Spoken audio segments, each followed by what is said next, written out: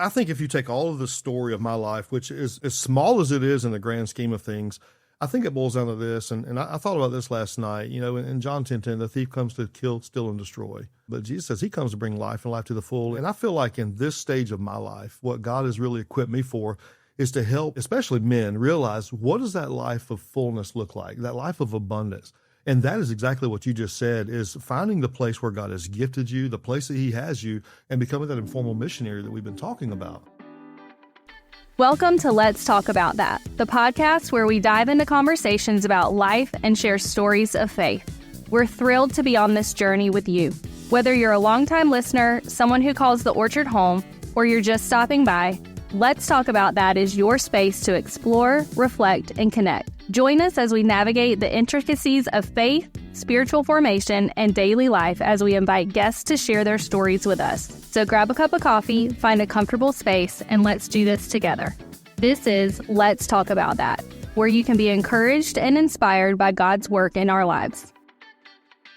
All right. Well, we are back with the podcast. Let's talk about that. Excited for today's conversation. We have a brand new special guest with us, Mr. Reverend Pastor Robert Bradow.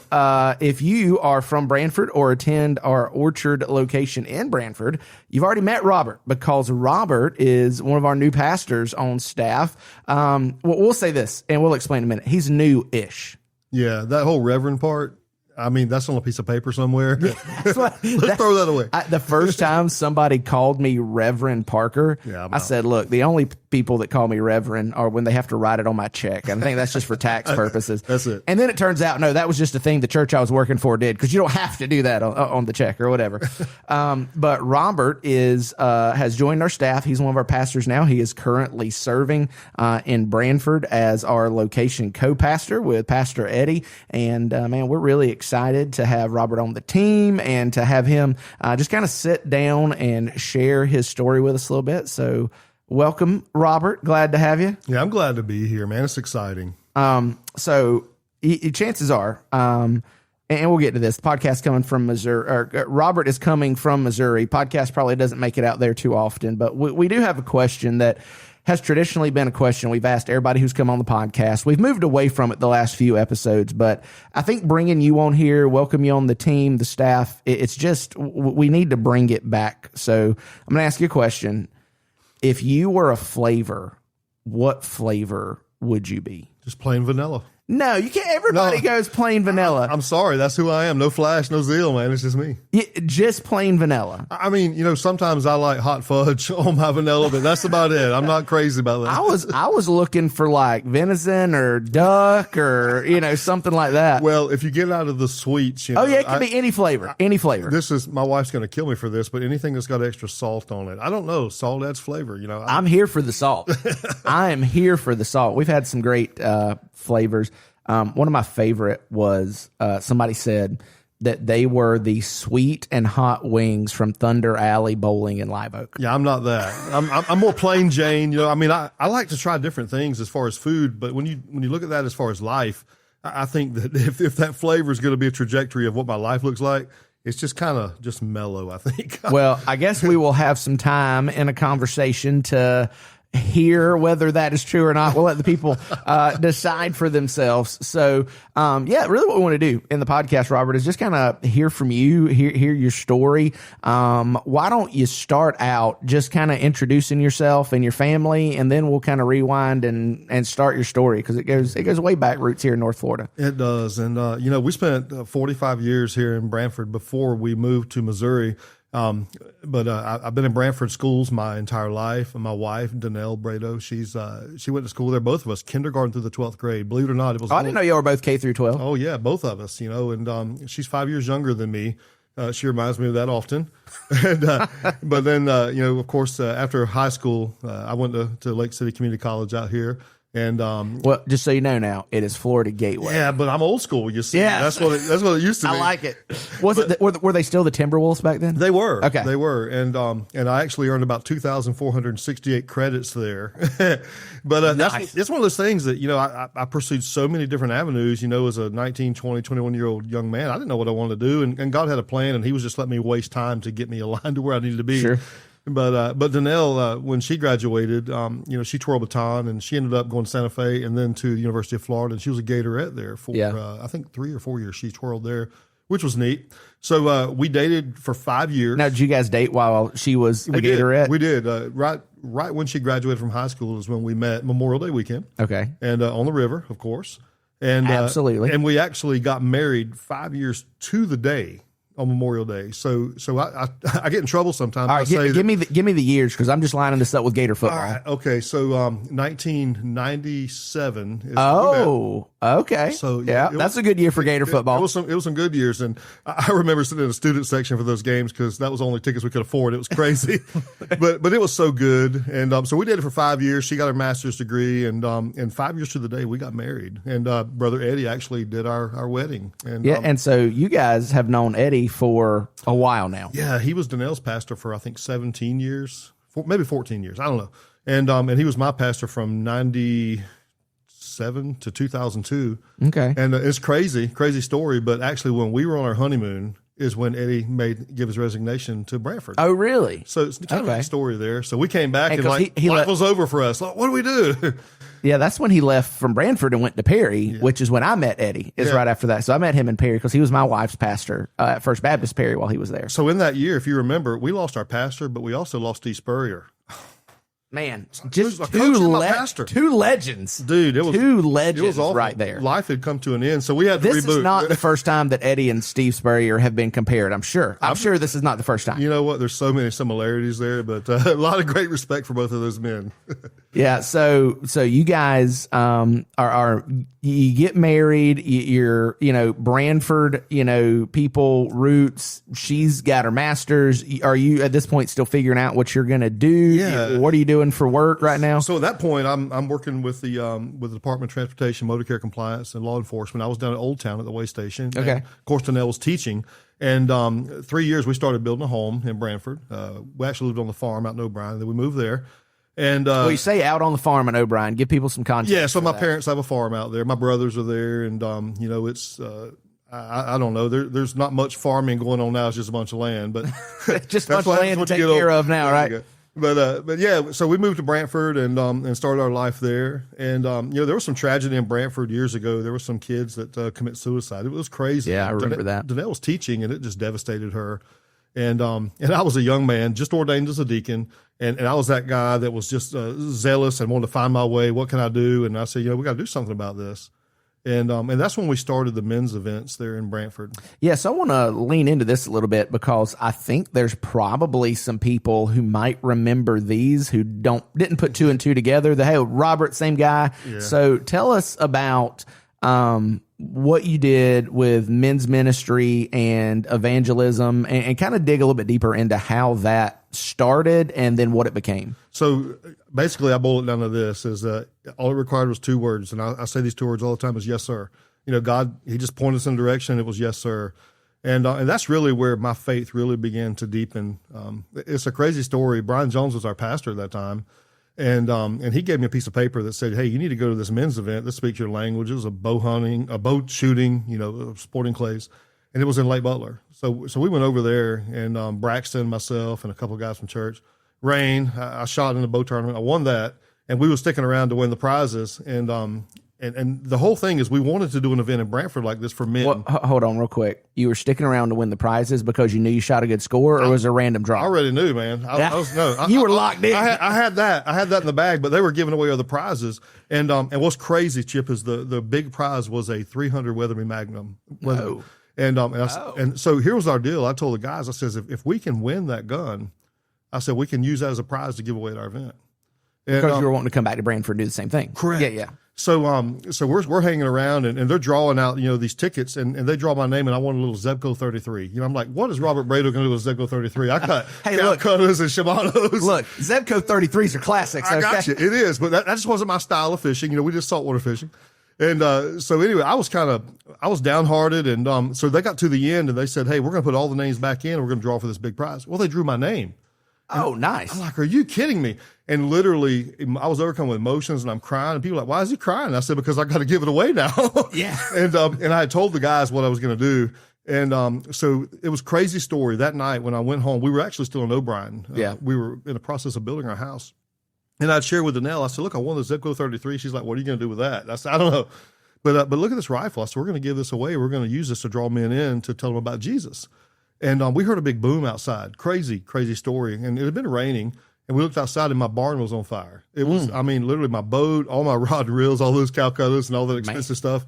And my brother was coming across the field, and everything was on fire. We pushed my boat out, but there was ammunition in there going off. It was like fireworks show. It was crazy.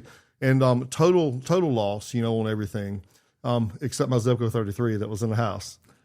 And so Brian had asked me to share the story about winning that rifle, that we were going to do an event. That was going to be our introduction. And it was the first time I'd ever spoken into a microphone in my life that I know of. And I remember standing up there scared to death at First Baptist Church in Branford, Florida. And I told those people, I says, last night God burnt my barn down. He burnt down all of my little G gods, all my rod and reels, my boat. And here's what God told me. It's time that you slow down your fishing for fish and start fishing for men. And transformational. I mean, that's the point that, follow me and I'll make you a fisherman. And that's kind of stuck with me. And so that first event that we did, I'll never forget this number, 1,297 men in Branford, Florida at a watermelon shed came. That's like more than people than live in Branford. Yeah. They were from all over. That's twice the people that live in Branford. But we had a big, huge cow trough with catfish in it. They were lassoing catfish, shooting bows. And it was really at a time that First Baptist needed, some unity. It brought everybody together. And we didn't know what we were doing, We had a guy, Al Stone came and he preached the gospel, and we don't know how many men got saved. We just didn't know what we were doing. Yeah, you don't really know any of that stuff this side of eternity. You do the best you can. We plant the seeds. Yeah. So Braxton was really a big part of that. And Braxton is your father-in-law at this point. Yeah, he's my father-in-law. So we raised over $20,000 from the community to do this event. It was nuts. It didn't cost the church one dime. And we gave away, that rifle. And a cool story at the end of the night, when a kid won that rifle, someone come up and they told the kid, they said, hey, you want that rifle or $1,000? And he said, show me the money. Yeah. I'll never forget that. And they took the rifle and gave it back to me, which was pretty neat. So that just goes to show that, That's God cool. pays back what you sacrifice. That's cool. I think that there's maybe a lesson, for people in there that I've always, kind of thought about in different ways on and off throughout my life. You and I, Robert, have a mutual friend, Matt Swain, that we know. And Matt's kind of one of the first guys I've heard talk about this. When you look at, Gideon, right? Yeah. There's a lot of fleeces in Gideon's story. And the idea of a fleece, throwing out a fleece is, well, God, if this is what you want, show me this sign, do this for me. And in a lot of ways, it sounds like that rifle was a little bit of a fleece in the sense that, hey, I won this. So, I know 100%, God, this is it. Yeah. Right. Kevin Fletcher says it like this. He said, I asked God to throw me a bone, and God threw me the bone. And now to the point, he says, okay, he says, you've tested me by faith. Now let's really set aside the bones. Let's see what you're willing to do. And that is how God has grown my ministry, grown my life, is just living by faith. Yeah. And I think then the point there is the faith, not the fleece, especially because I see, and I know you have two people who, well, God, if you want me to do this, then if you'll do this, I will do this. And I think sometimes that happens. That'll work for a little while. A little while, I think he does, but he says, okay, now I'm going to bring you along. That is not the normal operating procedure of the Christian life. And so if you're in a big, crossroads moment in your life, talk to people, read the scripture, get outside advice. And if you need to throw out a fleece, it's not the worst thing in the world. Just don't get too dependent on those things because, like you said, okay, that happened once. Yeah. You had the shed that night. God's not obligated to do anything. And then now, okay, you've got your trajectory. Let's walk in it. Yeah. So that men's event turned into more than just an event for you. It did. The entire men at First Baptist Church really came around that event, and we immediately started planning for the next year because we saw every mistake that we made and we wanted to do better. So the next year, we had over 2,000 men come. And we decided we was going to do some type of a decision card so we could at least get information to follow up with guys. Yeah. And based on those decision cards, there was 153 men that said that they prayed to receive Christ. And I later heard that many were baptized in churches all around after that. That's phenomenal. So, we don't know all those stories. Only God knows. Like you said, this side of eternity, what we know is we were obedient.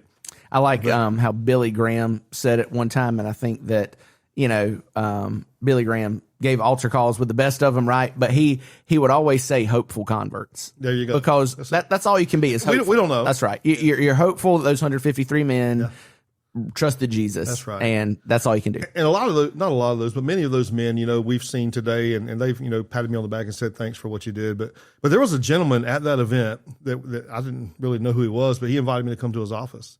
And what was really crazy, this is where God began to bless that step of faith. Because he asked me, he says, hey, how can we do this event that you did at churches all over? And, here I was just a young guy, and I said, well, it's going to take a lot of money to do it. He said, how much? I said, well, if we're going to buy a big trailer, that's going to be $60,000. And he said, order it. And I'm like, wait, time out, And he says, wait a minute, you're a man of faith. And I said, I've got to have, so much money down to order this huge trailer. It was a 50-foot, like a feather light. Yeah. And he says, you order the trailer. He says, see how much money you can raise. I was scared to death, but we came back and we ordered the trailer. We trusted in faith. And I'll never forget, on the day that trailer was to arrive, we had raised, I don't know, like $5,000 or $6,000. And I called this gentleman in Gainesville, Florida, and I said, hey, the trailer's going to be here, and I don't have enough money.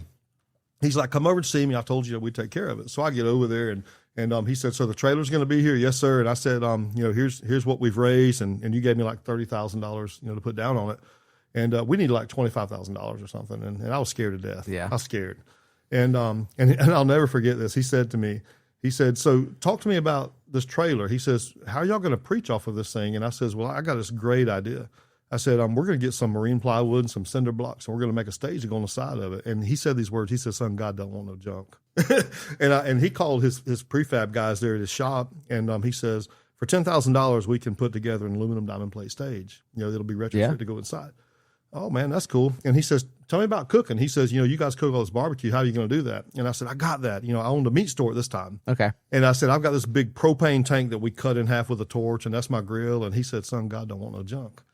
And he called somebody else, and that's when we got the Southern Pride, the big barbecue machine that you could feed like 4,000 people. And I don't know, it was crazy. It was massive. It was massive. Massive. So then he says, so how are you going to project the sound of the gospel? And I says, I got that. I said, at our church, our kids ministry has this karaoke machine. And he started laughing. He said, son, God don't want no junk. And he called his church and talked to the music pastor. And he said, $5,000, we can get you a nice system that bands can plug into. So that day he wrote me that huge check for the trailer plus all those things. Wow. I was blown away. Yeah. Blown away. So we get back and, we started advertising. We put together, a 3-color brochure and sent them out, and we're booking events all over. And Larry Frierson from Branford, he had a big truck we were going to pull the trailer with. He said, that's going to be my job. So when that trailer came in, if you can imagine, it's 13-foot tall, 50-foot long, and it's loaded down with deer heads and the barbecue cooker, and it's got living quarters in the front. And he looked at that, and our first trip was up around Nashville, Tennessee. And he looked at that, he says, my truck won't pull that. So we called a meeting, our guys got together, and we was going to go up to the Armory in Live Oak. They were selling old Deuce and a Half, and we were going to buy one of those for $20,000, fix it up. And so we had a sponsor, Bradow Corporation. They gave us a rifle. And 4th of July, we sold 1,000 tickets at $20 a piece. Okay. And we did. We raised $20,000 to buy that. So out of the blue, my friend in Gainesville calls me. He says, Robert, I'm so sorry. He said, I made a mistake. I said, what did you do? He said, we got the trailer, the cooker, the stage, the sound system. What are we going to pull it with? And I said, I've got that. He says, what are you going to do? I said, we're about to go buy a Deuce and a Half, and we're going to bubbify this thing up, put big mud tires on it. And this military has been taken care of. And he said to me, he said, son, God don't want no junk. I said, why'd you say that? Yeah. He said, come over here. So I went to his office, and he gave me a check, and it was made out of Ford of Ocala for like $70,000. And he says, there's a brand new F-550 waiting for you down there. Ooh. And it was my birthday. It was crazy. We went down there and got that, and he made me leave it there at Ernie's 4x4 to dress it up. They put a huge tank in the back, and man, God just blessed us above and beyond. I mean, anything that would get in the way of us taking the gospel to men, God just says, I'm going to annihilate that. So now all you got to do is say, yes, sir.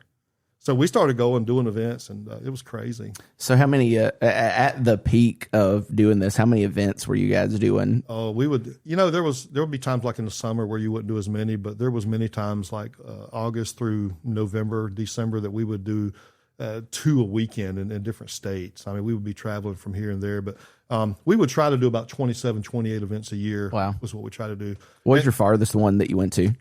Probably Central Texas. We went to Virginia several times, Kentucky. Kentucky was a beautiful place, man. Those are country people in Kentucky. Those are my people. Yeah, those are country folk up there.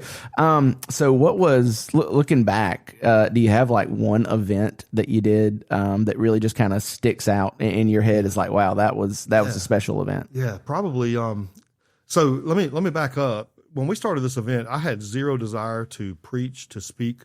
We always contracted guys to come in and speak. And we had an event in Troy, Alabama. And it's funny because a lot of the guys that are at the Orchard were with me on that trip. And so we get there, and my speaker, Al Stone, calls. He says, Robert, I'm sick. There's no way I can be there. And I'm panicking. I called Eddie. I called everybody. Nobody could come. And all my guys said, Robert, just do the devotion that you did with us at our staff meeting the other day. And I'm like, the one on food plots? And they said, yeah. And I said, man, I don't know. I can't do this. I can't speak in front of people. And there was a crowd, maybe 150 people there, and out of all, we put the decision cards out, and there was one guy that said he gave his life to Christ, and that's probably the most memorable time for me because that was the first time I felt maybe some return, if you will, for all my work. God threw me a bone, and a neat story about that. Yeah. Way later on in life, like maybe 8-9 years later, I kind of got down. I was like Elijah, I was at that place that I don't know what to do because we had lost our funding for ministry. Our friend passed away, and a lot of crazy things were happening. And I sat under a tree, and out of the blue, I got a phone call from Troy, Alabama, and I figured somebody booking an event. And it was this guy. He said, hey, is this Robert Bradow? And I said, it is. And he says, you're a hard guy to find. He says, but I finally found you. And he said, last week, our pastor in the service, he challenged us to find the person that led us to the Lord and just tell him thank you. And man, that was just God just throwing me a bone, and just That's said, awesome. And he said, here's a cool thing. He said, that night I went home, it was just a men's event. He says, and I cried with my wife and I apologized to her for being a sucky husband. Yeah. And my kids came in there. He says, and I led my family to the Lord. He said that next day we all went to the altar, made a public profession of faith, and we were all baptized the next week. His whole family. That's phenomenal. That was gas in my tank. Absolutely. And that's where God just, when those moments when we're searching and we're seeking, he just comes along and the reality of that moment and says, hey, there's more to this. Yeah. So that's probably the most memorable event for me awesome. because I was so scared. Yeah. Well, I mean, it's another one of those times when you step out on faith, but this time it wasn't a fleece, so to speak. It was a, hey, do it or don't, this is on you, and I think that God puts us in those situations more than we realize. One of the things that we've talked about at the Orchard before is that when you look at the book of Jonah, right? And you see in chapter 1, God hurl a storm at Jonah, and you see a whale come and swallow him up. We look at both of those things, and if you're not careful, you think, oh, that's God's judgment on Jonah. But it's not. That was God's grace, right? That was God's grace because he woke Jonah up, who was fleeing from his presence. The whalefish preserved his life. And, it's kind of a weird way to think about it, but Al Stone getting sick wasn't the judgment of God in his life. It was, the mercy of God saying, all right, Robert, this one's on you. It was. And it's in those moments from the moment that the whale swallowed Jonah to the time that he puked him up on the beach. I think those are the times that we can just look back and just trust God because we were isolated. And that's where I was at in that time. But, talking about memorable events, I've had the privilege to do stuff with Duck Dynasty, Chipper Jones, some pretty big name guys that would come in and they would be the guy that would get the crowd there and have me preach the gospel. And I considered that just such a huge blessing. And so we were on the road, traveling for about 8 years. And we built a retreat center in Branford there. And we ended up selling it to fund our ministry because we never charged churches to do events. We just came and hosted them. Yeah, we just go on faith. And they gave us some money. That was fine. If not, because, we had a guy that said, that's my job. And, well, I think that's, man, just a tie into where we're at in the Orchard right now is, we are in that season of impacting tomorrow. We'll realize there's a lot of different ways that people can make an impact on lostness. Some are those boots on the ground, give me a job, I'll do it. Some are those who are really living as informal missionaries, sharing the gospel wherever they find themselves. And then some people are really the investors behind it all, saying, this is how God has blessed me, it's how God gifted me. I want to make sure that resources are never the reason we can't do something. And I think if you take all of the story of my life, which is as small as it is in the grand scheme of things, I think it boils down to this. And I thought about this last night, in John 10:10, the thief comes to kill, steal, and destroy. But Jesus says he comes to bring life and life to the full. And I feel like in this stage of my life, what God has really equipped me for is to help, especially men, realize what does that life of fullness look like, that life of abundance. And that is exactly what you just said, is finding the place where God has gifted you, the place that he has you, and becoming that informal missionary that we've been talking about. Yeah, absolutely. So you did the men's ministry for, you said 8 years or so, and really looking back on your life, maybe you can see what felt like, man, this is the call of my life in the moment, was really just a stepping stone to get you into the next phase of ministry. So, and even then, Eddie was still a big part of our life. Really good friends. Out of the blue one day, and he could see what was happening, because we were pretty visible ministry. And we sold the trailer. Brooks and Dunn actually had bought our trailer. Oh, really? Yeah, they had it as a concession trailer or something up at a winery.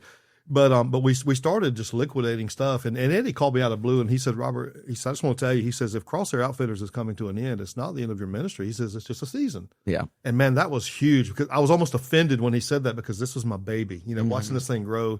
And I've grown so much from that. Even, leaving Missouri to come here, it's just a season. God's about seasons, and we're not in charge of those seasons. We have to be obedient to those seasons. That's right. So where did you go then? When Crosshairs, and that was named the event ministry that you were doing, is the men's ministry was Crosshairs Outfitters. Where'd you go from there? So, I did a lot of, I didn't travel, by truck. I had a lot of people calling. They just wanted me to come and speak. Mm-hmm. So I flew into a lot of different places, just to be the preacher, which was pretty neat. But I got a call from a friend in East Palatka, and he said, hey, Robert, come do an event. We did a huge event there. And after we did that event, he talked me into becoming their youth pastor. And I'm like, dude. And it was crazy, because that was 101 miles away from our home. Oh, wow. I didn't realize it was that far. Dude, 101 miles to East Palatka, and they were paying me $200 a week to do that. So that was a big step of obedience. I did that for 6 months, and it was good. We saw much growth, much impact, but it was just wearing my family out. I had 2 babies, 2 little kids. We had a camper over there in the parking lot that we would sleep in. It wasn't about money. It was just about obedience. Mm-hmm. And out of the blue one day, I get a call from our friend Matt Swain, and he says, hey, Robert, I know you know a lot of guys, out. He says, I'm looking for a youth pastor. I said, let me call you back. Yeah. and from there, we ended up going to Brewer Lake in Day, Florida, and which was 40 miles from home, which was a lot better. And was there for, I think, 2 years as their youth pastor. And I actually had a church in Kentucky reach out to me from some of my country boys up there, and their pastor had passed away, and I'd done several events. And they had asked me, would I please send my resume about being their pastor? So I talked to Matt. I said, hey, bud, I said, you're going to be getting a call. I don't know what it's going to look like. And he said, sit down. And that's when he told me that he was leaving, going to Lake Asbury. Yeah. And he says, I really feel like God may be using you here. So we just kind of put things on the back burner. And I became the interim, pastor there at Brewer Lake for about 6 months. And then I became their senior pastor, and that was the first, man, you talk about a guy of failures. I didn't know what to do. Yeah. But just love people. I tell people sometimes just like throwing bologna on the wall and seeing what sticks and what falls off. Like you just got to do it. But the church grew, Brewer Lake grew. Mm-hmm. It was really neat, because we were just loving people. And 5 years into that, we just knew that we had grew that ministry to all that we could do. God was closing that door. And I resigned that just into a season of rest, took about 2 or 3 months rest. And it was crazy, because I put my resume with a convention, and you can check those boxes. What states do you want your resume to go out? And Danelle says, Robert, have we ever limited God? I'm like, you want me to check Alaska? So we checked the box that says all of the above. Yeah. And, this has been 15 years ago or so. No, I guess maybe 7 years ago. And so when we did that, I received 5 calls from churches, all of them within 100 miles of Springfield, Missouri. Yeah, that's what you had shared with me. That's kind of wild. It is wild. And so we just took a trip out there, just to see the area and just kind of see what God was doing, take a little vacation. And when we got to the First Baptist Church, they had a big marquee sign that says, "Welcome, Pastor Robert, Donnell, Walker, and Rayleigh." And they spelled everybody's name right, which was weird. Yeah, because those are not typically Walker's. Donnell, not Danielle, and Walker and Rayleigh. People say Rayleigh, but we were like, wow. And Donnell's like, they are pushing their luck. We've not made any commitments. so they wanted me to preach, and I'm like, I'm here on vacation. We're just checking things out. You're just looking. Yeah, because we want to go to all these other churches. Well, they were hot and heavy, and so anyway, I called my good friend Dave Burton, director of evangelism used to be, and he says, "Robert, they give you an opportunity to preach." He says, let them have it. So I did. That next morning, and I preached just as hard as I could. So then, it was impromptu. They says, "We're going to have dinner on the grounds." And man, they had this huge thing. And then they asked Donnell and I if we would do a Q&A. Yeah, we'll do it. And I'll never forget, they set us up on the stage. It was like we were on trial with 200 people, and they started asking these questions like, "Why do you want to move to Missouri?" We said, "We don't." Yeah. I think you misunderstand what's going on here. And they said, one guy looked at me and he says, "I see on your resume, you don't have a seminary degree." I said, "That's exactly right. If you want that guy, I am not him," And so anyway, when we were on the airplane on the way back, Donnell was really quiet, and I was just letting her process because I didn't know what God was doing at this point, just trying to figure it all out. And when we landed in Orlando, she looked at me and she said, "God's calling us there." And I said, "Well, I was waiting," because God, that's one thing Brother Eddie taught me. God will reveal things to your wife.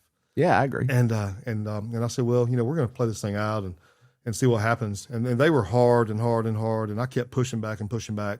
And they said, "We want to vote." And I said, "Well, y'all can vote. You can do what you want to do. I'm not really, going to give it away what you guys want to do, but we have to accept." And so I called Brother Eddie. I said, "What do I do?" And he said, "Robert, I would not go out to a Baptist church, especially a First Baptist church, for less than like an 85% vote." And so in our mind, I told Donnell, I said, "It's got to be 90%. Yeah. And so we watched online, and they were going to vote. And then I get a phone call afterwards. Said, "Hey, we voted you in." And in the meanwhile, I said, "Okay, what was the amount?" And they says, "Oh, we don't know. They voted you in." We don't know. I said, "No, I need to know the percentage," because that morning I'd written down, I said, "God, give me 95%, where I know it was a 96% vote." There you go. Yeah. So I started, I went out a month later, and my first Sunday there was 49 people in attendance. It was crazy. First time, being in any snow. There was about a half inch of snow on the ground, and I had preaching shoes on, slipping all over. It's crazy. But I made 19 flights in 13 weeks, back and forth. Oh, wow. While Donnell and the kids finished finishing up, getting ready. Yeah. And then June, it was on my brother-in-law Andy, on his birthday, on the night that we parted out, we left, made several trips out. And we moved into a rental and then bought a home and spent 6 years out there, and grew the church a peak of about 420 or 30 or so. And we probably averaged 300, 250, 300 on Sundays, but Impact built a student ministry while we were out there. Went from 2 staff to 5. And you really got involved with the community out there. Man, that was huge. That's what I tell people all the time. One of the big sticklers I have is that people say, we go to church or we have church. No, we are the church. And we're not confined to this building. We're not confined to this property. And so we built something. We changed the name. When COVID happened, we changed the name from First Baptist Church to Waymark. They actually had designated that name years ago, but they never followed through with it. And when we changed the name to Waymark, man, people just flooded in. It was crazy. We doubled in attendance, and then we had to renovate the sanctuary. We put in stadium seating, and it's like an arena and a big balcony and, new sound. And it was just amazing what God did there. But we built this trailer. We called it Waymark on Wheels. And it had the cooker on it, and a sink, and tents, picnic tables, and we actually would tailgate at every football game, and it was really neat. But free food, people would come. Oh, absolutely. The concession stand people hated it, because, but it was really good, and we got to invest in a lot of people's lives there, and in the school system. Of course, we bought the donut machine, so we cooked donuts for everybody. That was hold on, back up. You bought the donut machine? Oh, you didn't hear the story on the donut machine? I guess not. So it was crazy. We're big coffee drinkers out there, and I had ordered a couple of big coffee machines off eBay. This guy says, "Hey man, can I send you a donut machine?" I'm like, "I don't want a donut machine. I'm not doing that." And he says, "I'm going to send it to you." He says, "Check this thing out, man. If it works, good. If it doesn't, send it back." And it was crazy because we get this donut machine, and it's like this river of oil, and it drops these donuts in there, and they go down, and it flips them over on the other side, and they come out the other end. You got donuts, and then you just glaze them.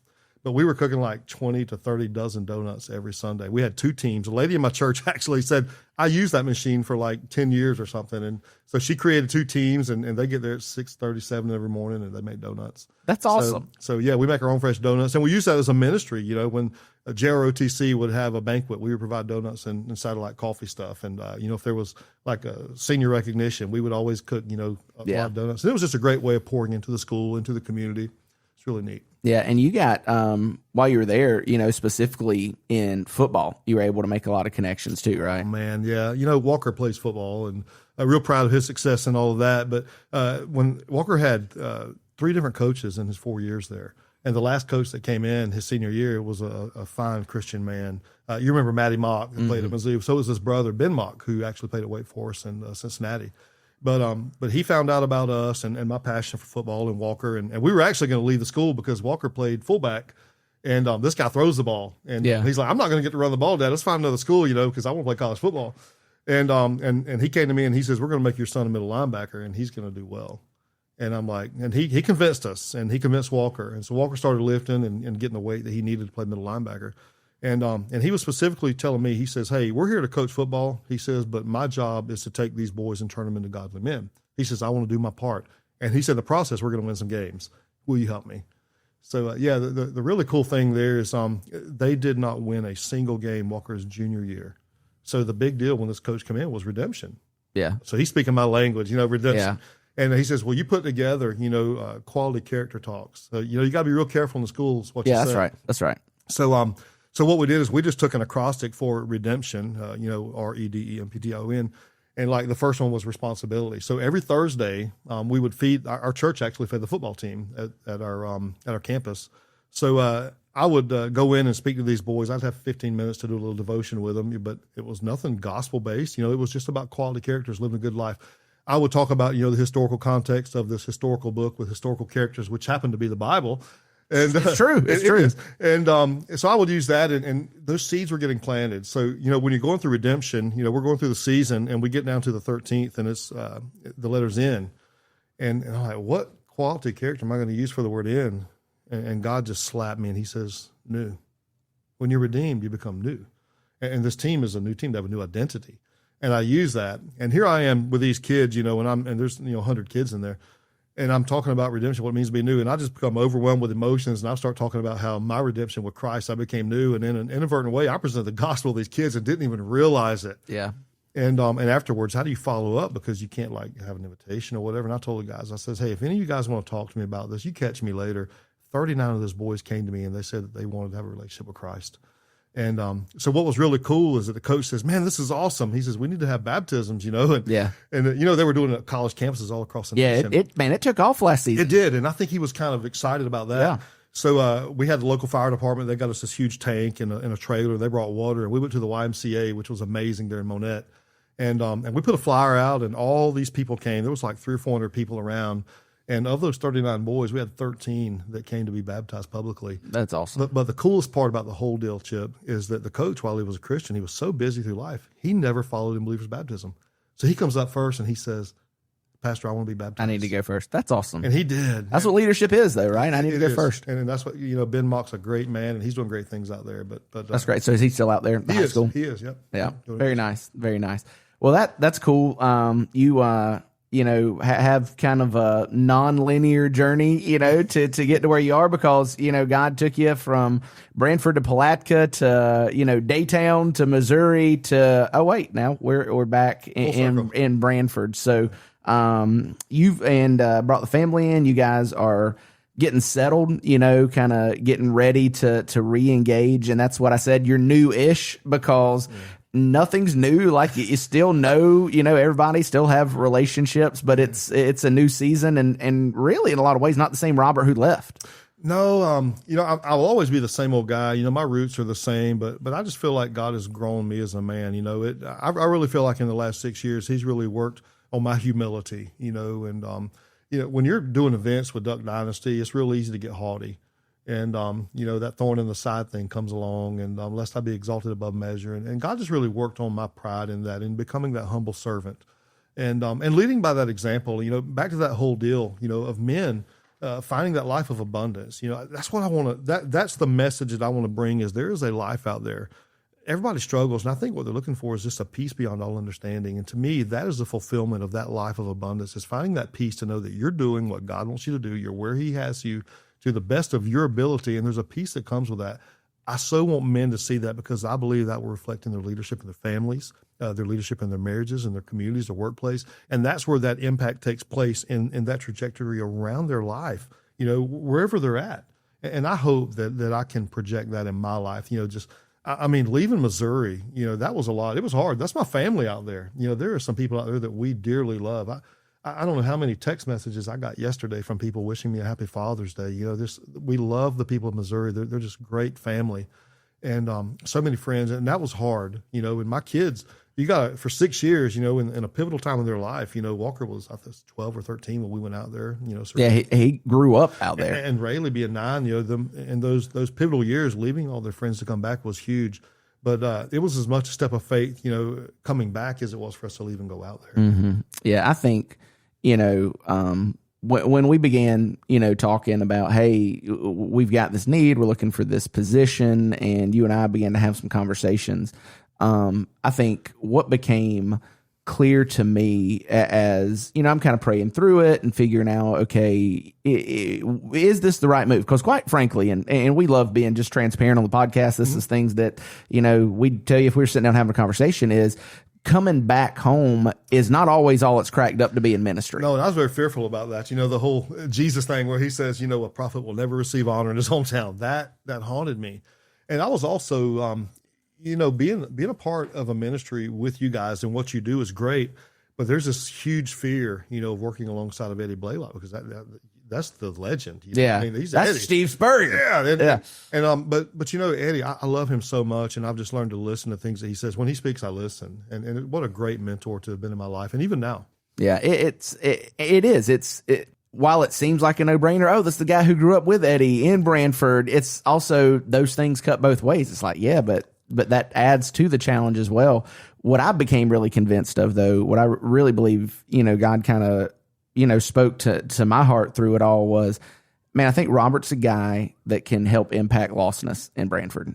And that's who we are at the Orchard. That's who we want to be. We want eternity to be different because of our church. And our church is not an hour or two on Sunday spread out in different locations where we gather to worship. Right. We are a missions organization that gathers to worship on Sundays. Like you said, the church is what we do in the community, how we live as informal missionaries. And I think that God has, given you experience and giftings to, I get that. That's what I want to do. That's who I want to be. And so we're really excited to see what that looks like in the community, to say, hey, we're serious about impacting lostness in a significant way, specifically right here in Branford. Yeah, it's going to be exciting, just to see people come together. The people of Branford, they've just loved on us so much already. But having the deep roots here, knowing the back roads and the fence rows and the culture, I think mainly, while the culture is changing a little bit, there's a lot of folks moving up along the river, man. There are. And, just immediately I went to get a haircut. I was at Rabbit's barbershop there, and this guy, he says, hey, how are you? And I told him who I was, and I said, I'm going to be on staff with the Orchard. Where's that church at? And it was just in those conversations, that I think he realized that I'm just a human being. I'm just an old guy that's getting a haircut on a Saturday morning. And I think being able to just love on people, it doesn't matter if they come from Manatee County or if they come from Fort Lauderdale. Yeah, that's New right. York City. That's right. They're human beings.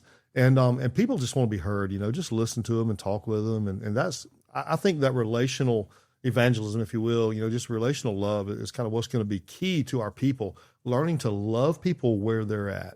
And just having patience with people. Well, I think, one of the barriers that we see to church in lostness in our area is people have these stereotypes and preconceptions built up about what church is and what kind of people go to church.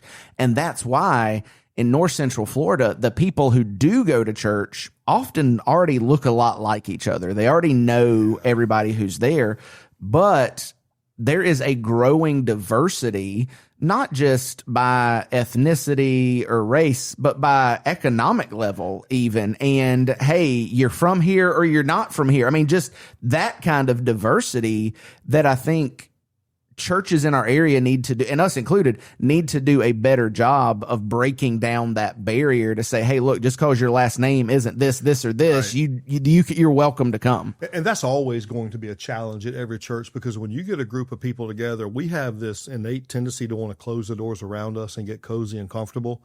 And I think that's going to be the greatest challenge in the Orchard or any church, is leading people to constantly keep those walls torn down. We guard who we are, but we open the door to be able to reach people where they're at. Yeah, I think there's that whole, it's so cliche now, in the world but not of the world. Like, it's so cliche. It is. But yet we don't do it well. You know, like that's the whole point. There's a tradition that if you're going to go to church, you've got to do this. And you mentioned some of those elements. You know, people look alike, they dress alike. And that's one of the coolest things about the Orchard, is that we can be just simple people.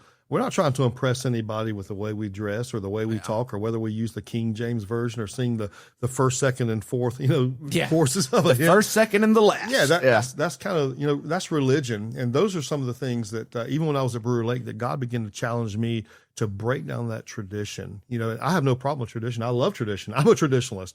But when traditions get in the way of reaching lostness, that's when I draw the line, and it's a hard line. You know, I'm not gonna deal with it. Well, you look at Paul, and Paul says, right, that I'm going to be all things to all people, if by any means possible I can reach some. That's right. You know, and I think in the context of Scripture, what Paul was not saying is I'm going to become a pagan worshiping idolater, you know, so that I can reach that. That's not what he was saying. But what he was saying is, I'm willing to let go of everything I can let go of for the sake of those people who don't know Jesus. And there's some things we can't let go of. There's non-negotiables that we can't let go of. That's right. But very rarely are those non-negotiables the things that are keeping us from reaching folks. I think there's a mindset that we have to break, as I don't want to call it as Christians, but just as churchgoers in the traditional realm. You know, do not be conformed to this world, but be transformed by the renewing of our mind. And very simply, we've just got to change the way that we think. Mm-hmm. And right now, the way that we think is that there's a certain way that things have to be done in this way. When God is constantly, we see this all through the Gospels, Jesus is breaking the mold of tradition, you know, breaking the mold to reach more people. That's right. And, you know, while there's family units, you know, while there's broken units, you know, while there's kids that come that don't have parents in there, I think we've got to love on them. We've got to love on them where they're at. And, you know, we're not going to do anything immoral. We're not going to do anything unethical. We're just going to love people where they're at. I said this to you guys when we were, I think, one of the first meetings that I had. Everybody knows John 3:16, but very few people know what John 3:17 says. Yeah, that's right. When Jesus says, you know, I did not come to this world to condemn the world, but through me that the world might be saved. And I think that the church has got to change the way that they think. Stop looking at the world and trying to condemn everybody from where they're at. Yeah, that's not our job. Well, and the truth is that, you know, number one, we can't be afraid to stand on truth and to talk about truth. But at the same time, you don't have to convince people outside of the church that they need Jesus in the way that you think you do. No, you just live that life. Yeah, there's an inherent awareness that they're missing something. And you need to show them that Jesus is what they're missing. Yes, but I don't know that I've had long conversations with people convincing them they're not perfect. You know, like those end pretty quickly. They do. But I think, you know, just going back to the text of Sunday, we're in Colossians 3. Man, I've enjoyed this book study. It's been good. We got one more week. But in Colossians 3, Paul does the put to death, put off, and then the put on, right? And in verse 12, he says, therefore, as God's chosen ones, holy and dearly loved, which, by the way, one of my favorite things that I brought out of the text Sunday is Paul doesn't say, if you'll do these things, you'll be God's chosen ones, holy and dearly loved. He says, therefore, as God's chosen ones who are already holy and already dearly loved, he says, put on compassion, kindness, humility, gentleness, and patience, bearing with one another and forgiving one another. If you were to ask the average churchgoer in North Central Florida to describe what spiritual maturity and Christ-likeness looks like, they're not going to mention anything on that list. No, they're not. They're going to go back to traditions. Well, I go to church. Well, I tithe. Well, I do all these things. And that's really good. That makes you feel good inside.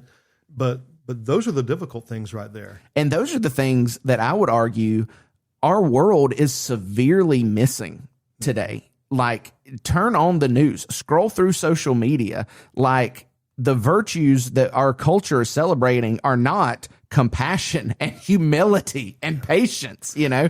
And so when people begin to embody those in the way that Jesus did, what's going on here? What's different here? Well, I think that sometimes we try to get the cart in front of the horse in trying to accomplish these things. And, you know, men's ministry has always been huge to me. We know that if you reach the man, you have a better chance of reaching the family. And if you read farther in that text, you see that it's like Paul just stops what he's talking about, and he gives this illustration in there, and he says, okay, husbands and wives. Mm-hmm. And then he goes down to, is it slaves and servants? Mm-hmm. So we see the workplace, the picture of the workplace there. And then he talks about doing things outwardly. So I think there's a picture there that when men really get sold out to these elements that you're talking about, putting on these things and getting rid of all this junk, he's saying, be faithful in your household. You show me that you can take care of your house. And now I'm going to take that responsibility a little bit farther. Now we go into the workplace. You know, when we see this leader, this follower, and then from there to the rest of the world. And I think that's huge to us. So I think a big part of my ministry, I just want to love on men and I want to help men. Yeah. I am not the perfect example to be, you know, the godly father, godly husband. I am so blessed to have the wife that I have, man. God, you talking about him throwing me something amazing? He did.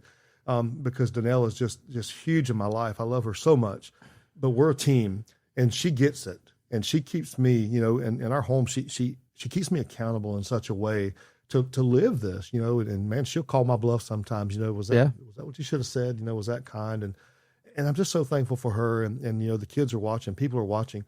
So I think that example of being that godly husband, you know, the godly father is what's going to be the key, that when people are significant in their homes, when they're proven faithful there, God's going to bless them in greater areas. Well, I think, you know, the point of the message yesterday was that how you live your life is either going to support or undermine what you say you believe. And lost people, or just people in the world, they're going to see things that we're going to overlook. Sure.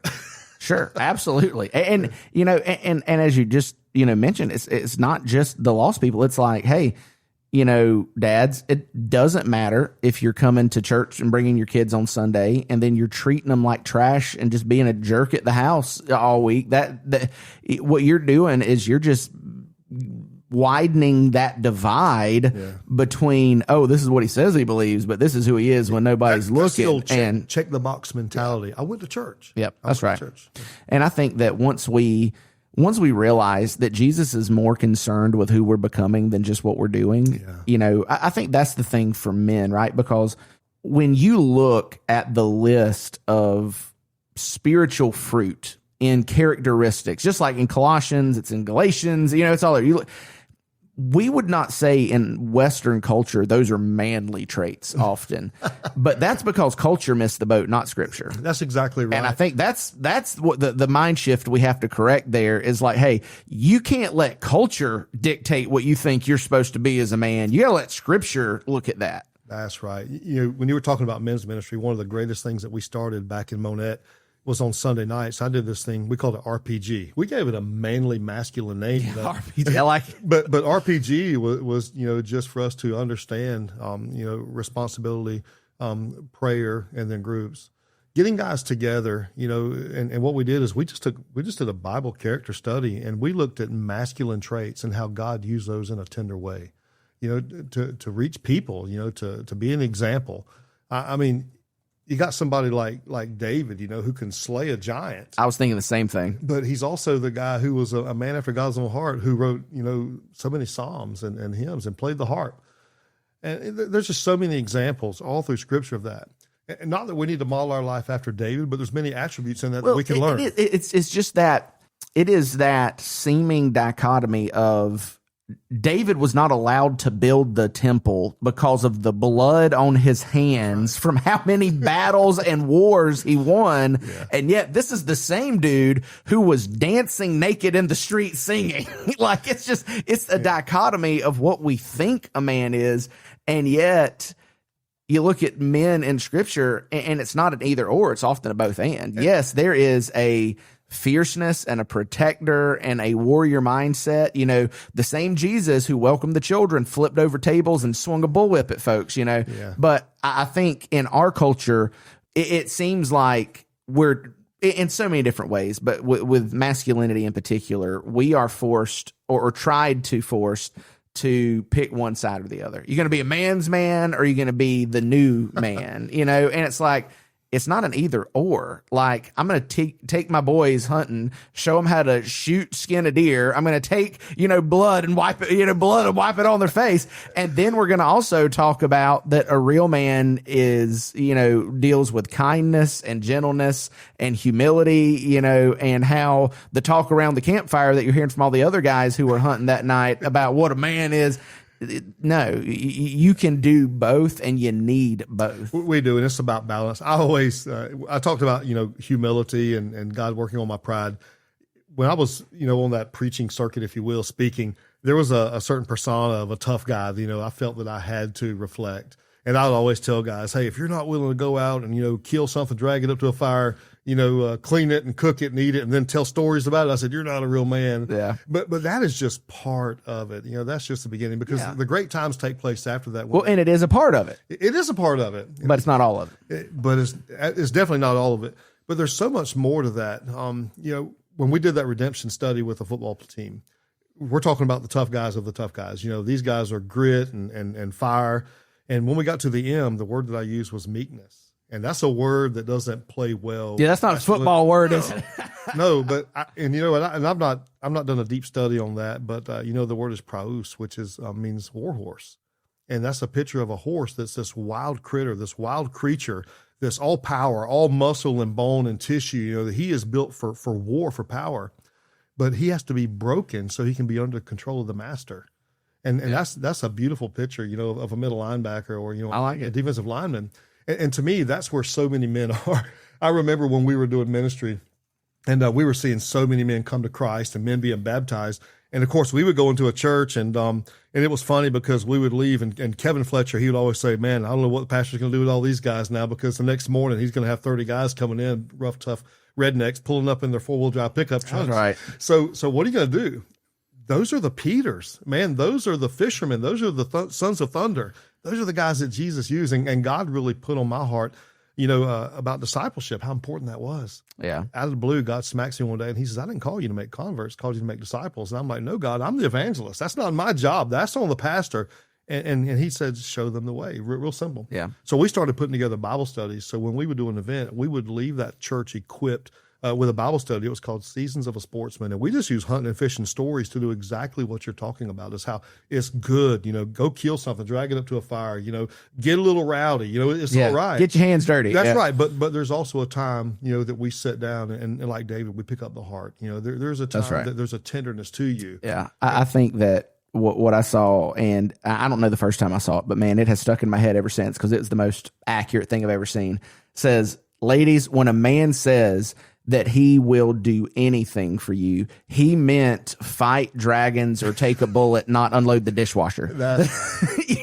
Because if we try to do that, we're probably not going to get it right, or at least do it as good as our wife would do it. Yeah, but I think that is the man, it is such a dichotomy there that we have to figure out, okay, what does it look like to live out these fruit of the Spirit, but also not lose that is that warrior protector mindset. And just seeing that play out in Western culture to me is so fascinating, because that there's just like we started saying, when you read those characteristics of kindness and gentleness and faithfulness and self-control, that's not what we think of when we think of spiritual maturity.